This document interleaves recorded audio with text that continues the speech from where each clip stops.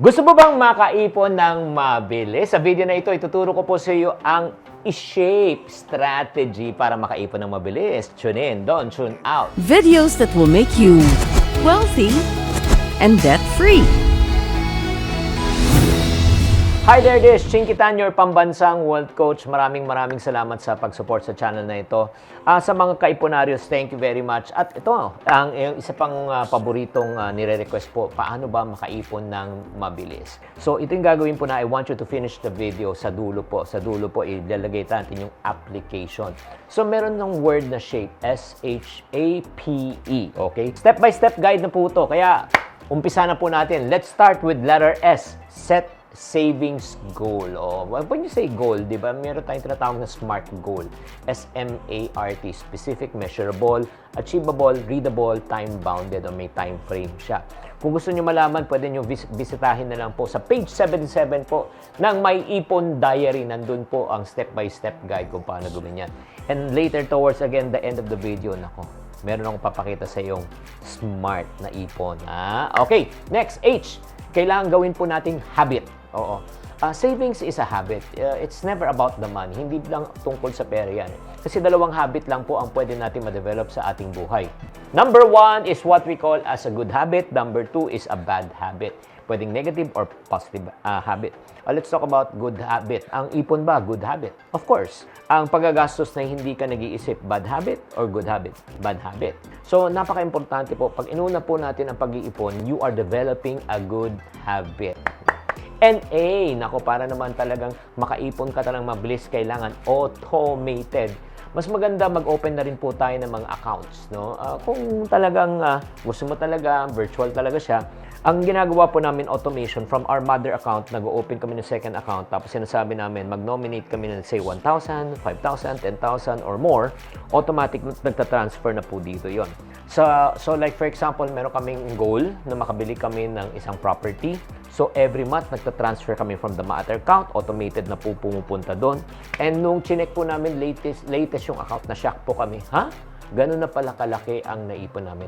Ang tawag niyan ay automation. Kaya subukan nyo rin siya. Let's go to letter P. P naman po is prioritize. Kung gusto nyo makaipon talaga na mabilis, this is the best strategy talaga. I-prioritize nyo muna. Kaya nga, ang formula po natin sa pag-iipon, income minus savings equivalent to expenses. Yan ang formula for budgeting. Income minus savings equivalent to expenses. In other words, pay yourself first. Unahin muna ang pag-iipon. Kasi pagka inuna po natin ang paggagastos bago mag-ipon, ni pisong duling walang matitira. And letter E on the word called shape is eliminate. Eliminate po natin mga unnecessary expenses po.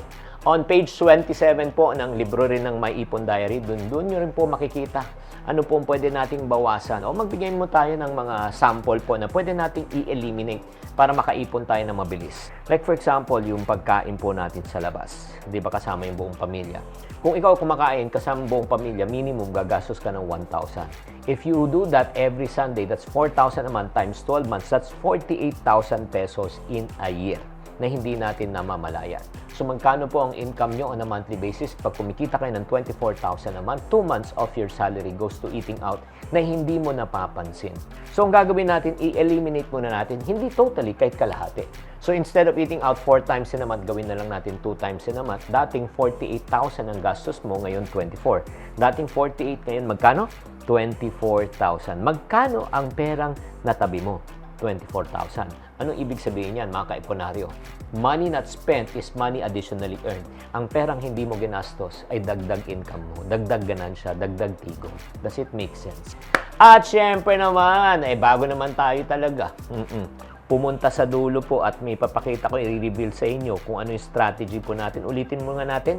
Number 1, para makaipon tayo na mabilis, smart, okay? Kailangan mag-shape po tayo, shape. Smart method po tayo, specific, measurable, achievable, readable, time-bounded.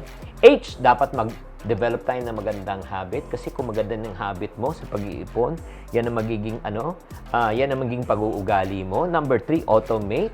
Kung in-automate mo yan, mas mabilis makaipon. Fourth, pag prioritize mo yan, income minus savings equivalent to expense. And E, eliminate unnecessary expenses.